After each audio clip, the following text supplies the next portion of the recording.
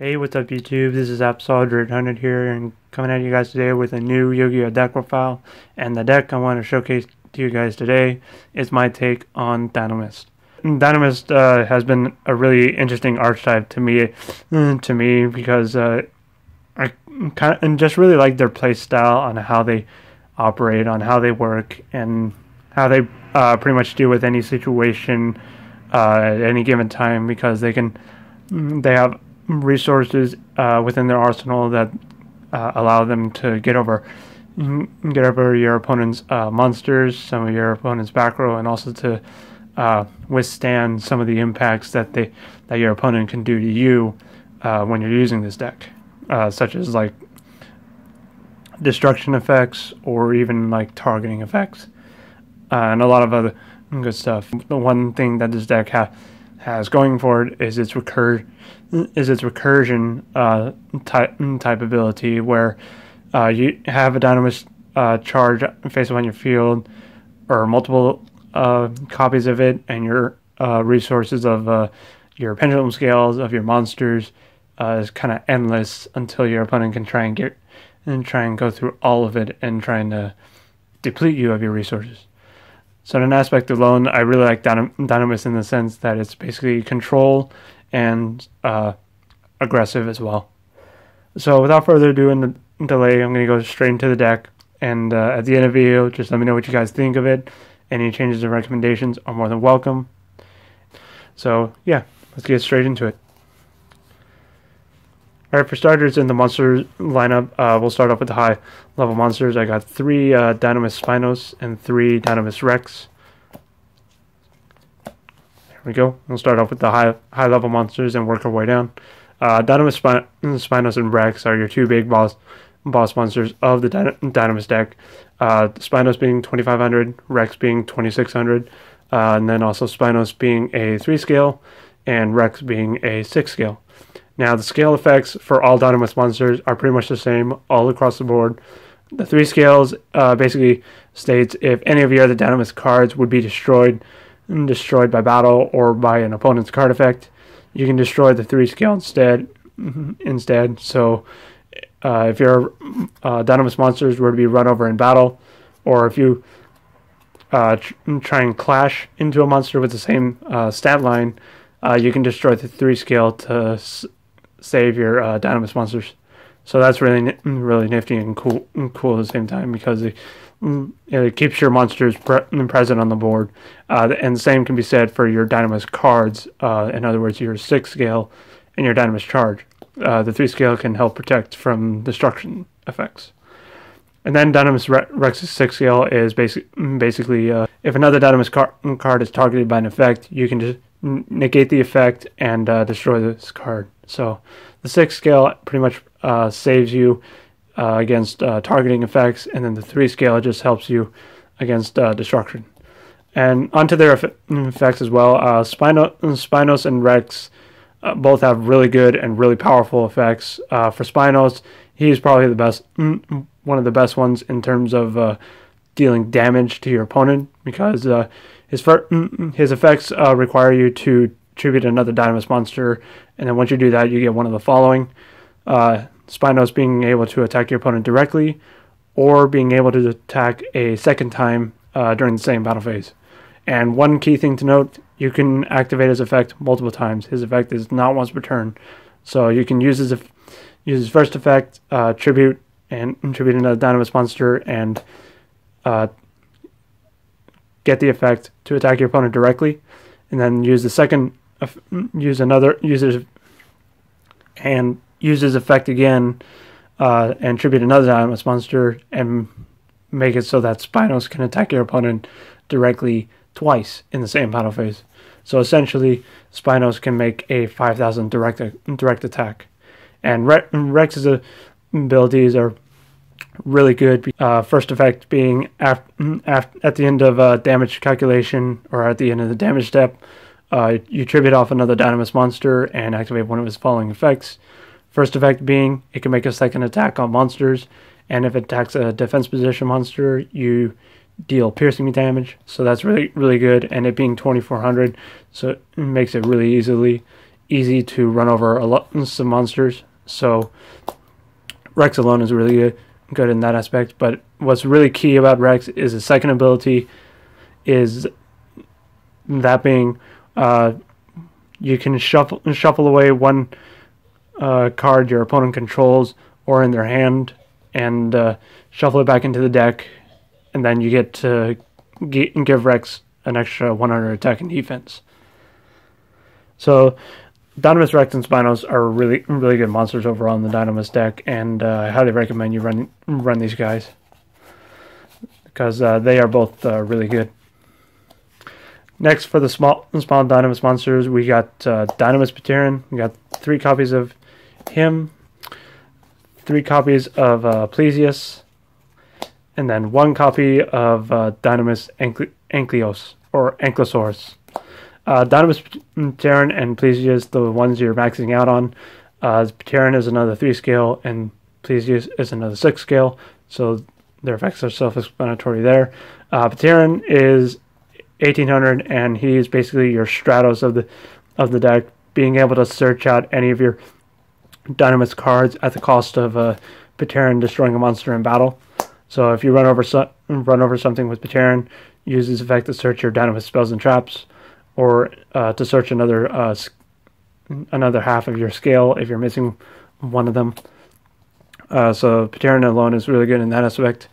Dinomist Plesios, 1700, and with an effect that lowers your opponent's monster's attack and defense, is really good, because Plesios just allows you to utilize some of your other Dynamis effects, such as if you have both Plesios and Pteran out on the field, Plesios will allow you to run over something with Pteran, because Plesios depletes your opponent's monster's attack and defense by 100 for each Dynamis card you have face up on the field, including Dynamis Plesios himself. And what's really cool about Plesios is that if you have multiple Plesios out on the field, the effects stacks on one another. So if you have, like, say, for example, all 3 Plesios out on the field and a Dynamis Pteran, all of your opponent's monsters are going to lose, say we'll have at least 4 Dynamis monsters face up on the field. Your opponent's going to lose 400 attack and defense from each Plesios monster.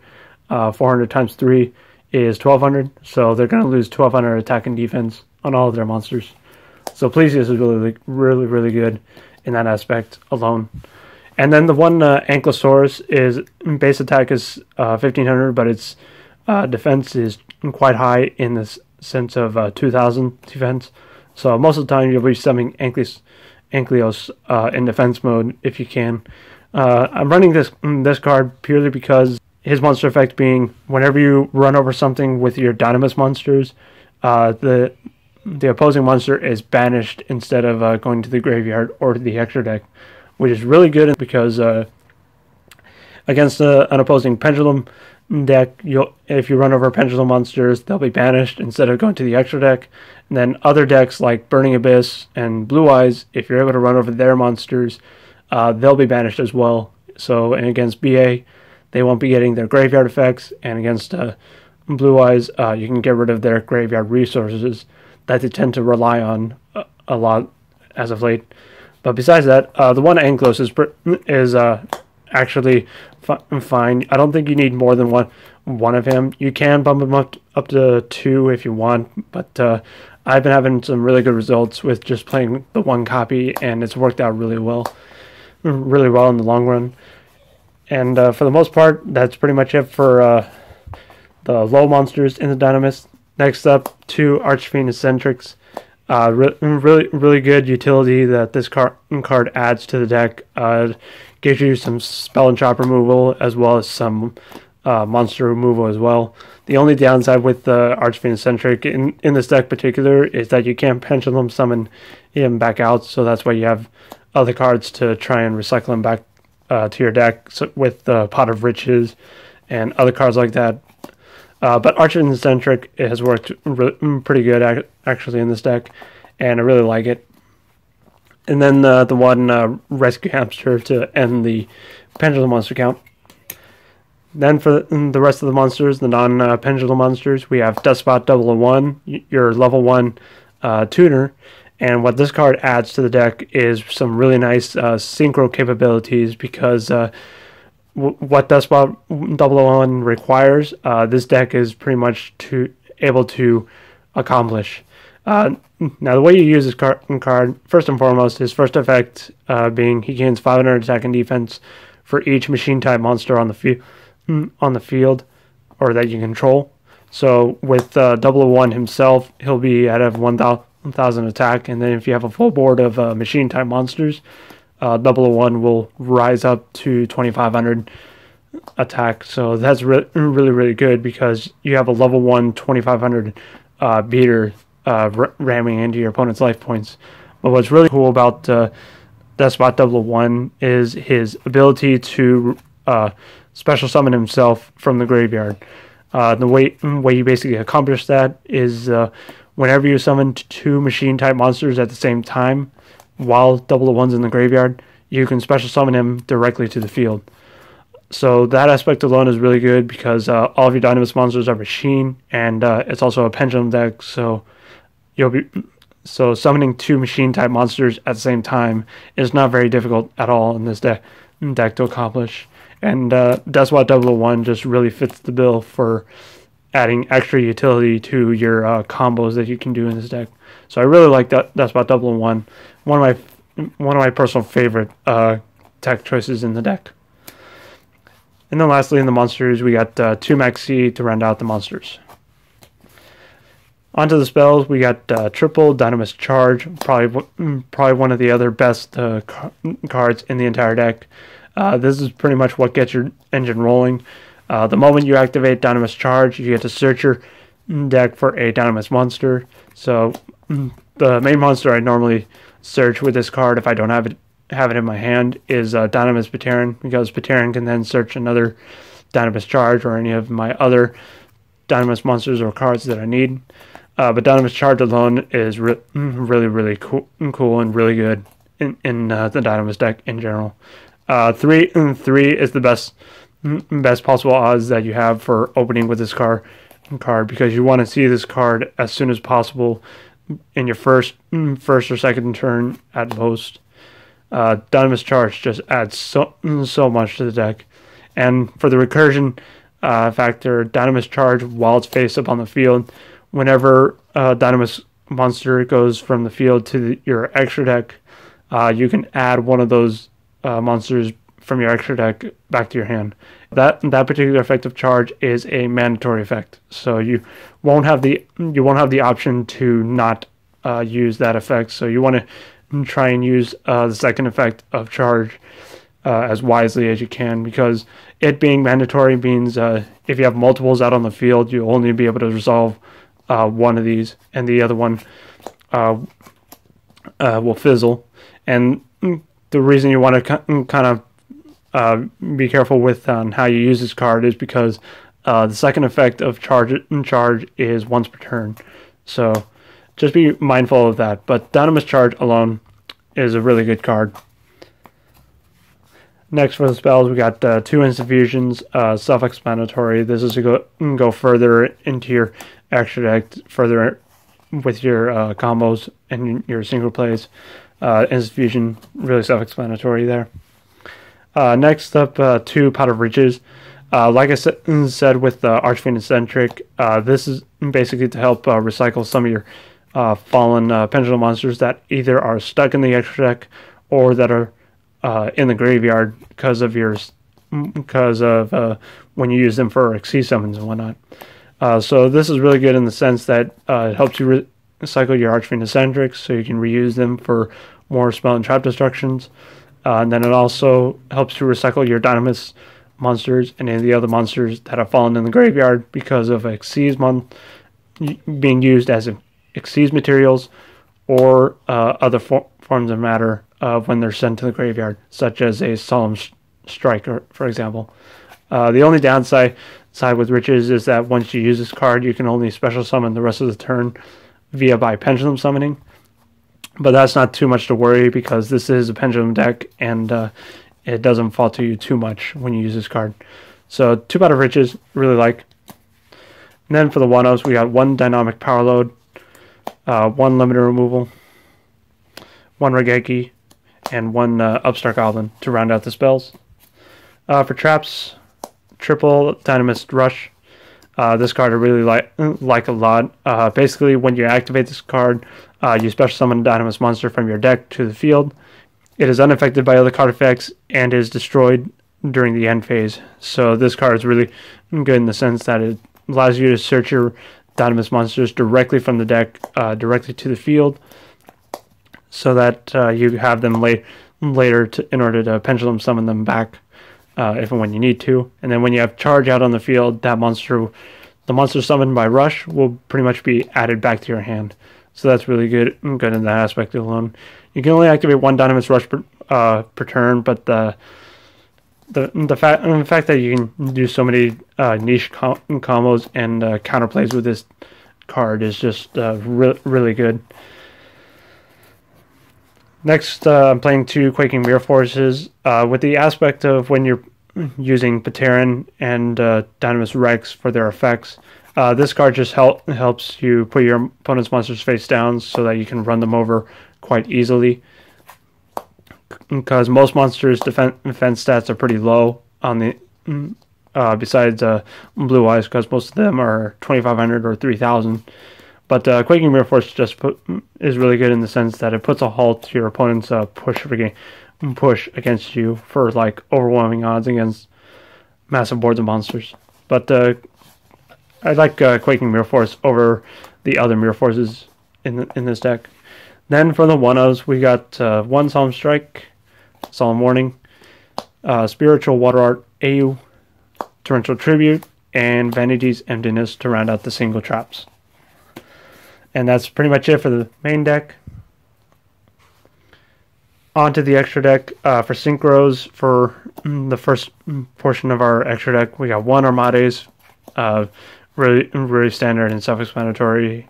Probably the best generic level 5 synchro that you can go into these days. So Armades alone, really good. For 6s, we got Dewloren, Tiger King of the Ice Barrier. You're able to summon this quite easily because all of your machines / Dynomists are water, and all this requires is a tuner and non-tuner water monsters. So Dewloren, it just makes sense, and his effect is pretty stupid too, being able to return any number of face-up cards you have on the field back to your hand, and give Dewloren 500 attack for each one. It is really good because even if you used Dewloren once, Dewloren basically can get up to 4,000 at an instant, and I really like him. And then 1 Metaphys Horus, the synchro version of Horus Dragon. I actually really like this card. It's probably one of my favorite new synchro monsters that have been released as of late. And then the 1 Trishula to round out the synchros. For XCs, for rank 4s, we got Abyss Dweller, Dekus to Emerald, Geargian next. Number 37, Hope Woven Dragon Spider Shark. Number 82, Heartland Draco, Silent Anarch, and Ragnar Zero to round out the rank 4s. And then for the rank 5s, we have 1 Volcasaurus and 1 Wind-Up Arsenal Zenmail. And then lastly, for your instant fusion targets, you of course got Norden and Panzer Dragon. And that is it, guys. That has been my Dinomist deck. Like I said, it's been a pretty fun deck to play around with for the past couple months, and this has been my final results ever since the Dark Illusion was released, because the Dark Illusion added Ankylosaurus to the deck. And then there's a lot of other stuff in here that's really fun to use in this deck. Like I said, the Deskbot DoubleOne combos that you can do in this deck is really fun. I've been really enjoying this deck a lot, and I hope you guys enjoyed today's video. Let me know what you guys think, and I'll see you in the next video.